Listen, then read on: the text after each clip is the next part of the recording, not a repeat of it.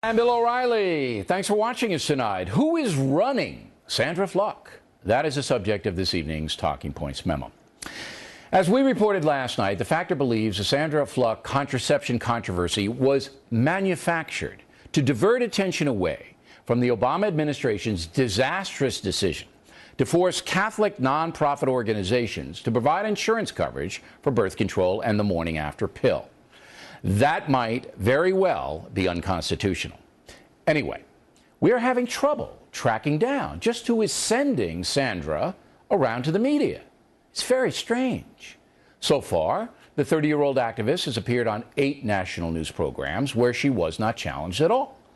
Last week, we called Sandra on her cell phone and invited her on The Factor. She didn't call back. Very unusual. There was no other public contact for the woman, just her cell phone. A man named Mike has booked her on a few programs, but we can't even get his last name. And Mike doesn't provide callback numbers to those with whom he speaks. So Mike, who are you? And why the subterfuge? Now, late today, we found out that Ms. Flute is now being repped by the progressive PR agency SKD Knickerbocker, where Anita Dunn, the former Obama communications director, is the managing editor. Aha! So this whole deal comes back to the White House, at least indirectly. So let's run down what we know. Sandra Flute is a former head of the group Georgetown University Law Students for Reproductive Justice. On February 9th, a group called the Feminist Majority Foundation arranged for Sandra to appear at a press conference criticizing the Catholic bishops for objecting to President Obama's contraception mandate. After that, Congressman Elijah Cummings, the former chairman of the Congressional Black Caucus, invited Sandra to testify in front of the House Oversight Committee. But she was turned down by the chair, Congressman Darrell Issa, because she had no expertise in the church-state subject matter. Nevertheless, Ms. Flute went to the hearing and afterward complained to ABC News that she had been denied. A week later, Nancy Pelosi staged a mock hearing starring Sandra, after which Rush Limbaugh made derogatory comments, elevating her to left-wing martyrdom. So it seems there is a powerful presence behind Sandra Flute. And as the polls show, the controversy has benefited the President of the United States, who was on the ropes with the church deal. This is all the more amazing because the controversy Sandra is embracing is completely bogus, as I explained on The View today. Do you guys know what Title 10 is? Do you know what Title 10 is? Explain it. You know what it is? Okay. So it's in motion now that if you need birth control and you go to a federal clinic, you get it. Yes. That's under Title 10 of the Public Health Act, all right? So there really isn't any problem. You can get it. And then if you don't want to drive down to the clinic, you can go to Walmart or you can go to Target and get it for $9 a month. So to insert this into a giant Obamacare bill seems to be unnecessary to me. And by the way, the ladies were respectful, and we had a very good and necessary discussion. Now, Talking Points believes that very quietly, President Obama will pull back on his demand that the Catholic Church cover contraception.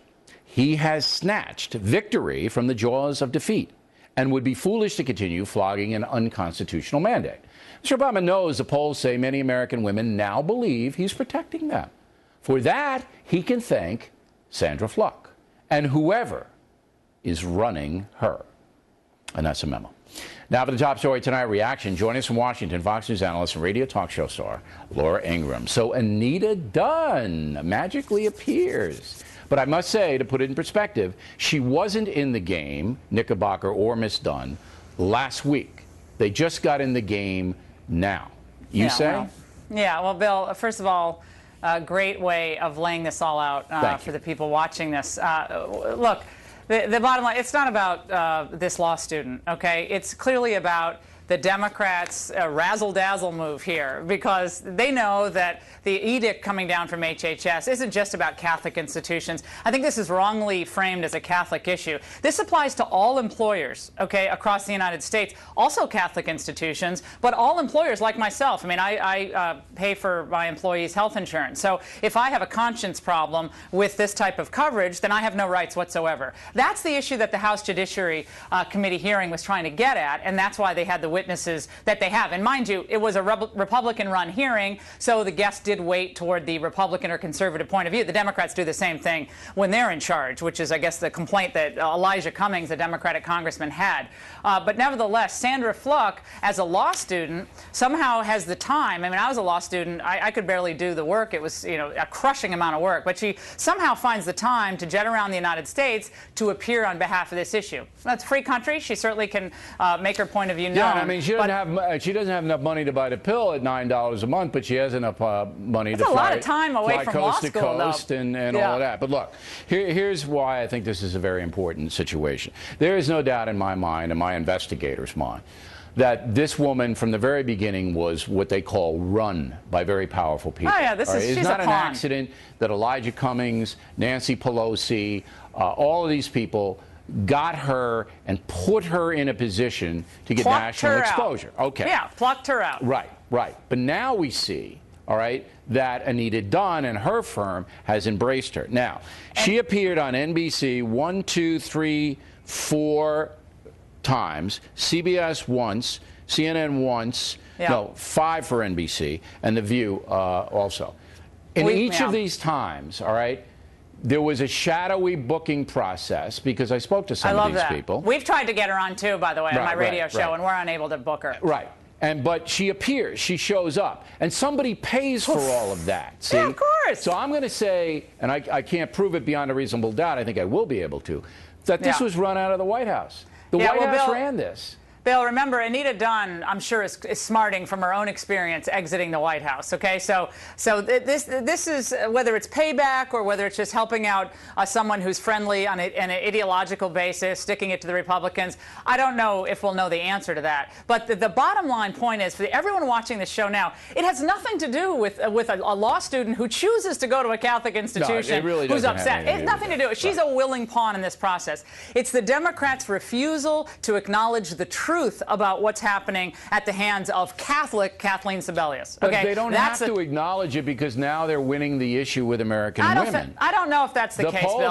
The polls say it. Well, let me just say, this is the beginning of this political process. I think a lot of people are just starting to pay attention to this Republican primary and the presidential race. I don't buy this conventional wisdom that all women in the United States believe that conscience rights should be overrun by a desire to get a bunch of free stuff to make your life more fulfilled. I just don't believe that. And I think once you stay on this, and others like myself continue to dig into this, and let the word go forth that it is your conscience rights that could be overridden next, I think people are going to start to refocus this issue a little bit. I think it's already happening. It's the issue that you're bringing out that is a major issue about freedom.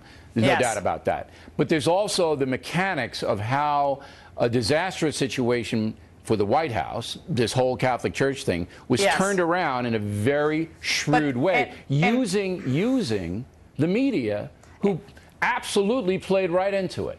Yeah, I call them, Bill, the media operatives that have been involved in this are nothing more than accessories to electorate distraction. I mean, there's maybe not a crime involved here, but they are accessories to, in my mind, subverting the truth to the voters. They deserve the truth about this issue. Unfortunately, Sandra Fluck is just another willing pawn in the process to obviate and subvert the truth. And we, at this point in our country's history, need to know the truth about what's happening to our Constitution. All right. Thank you, Laura. As always, next on The Rundown, we'll explore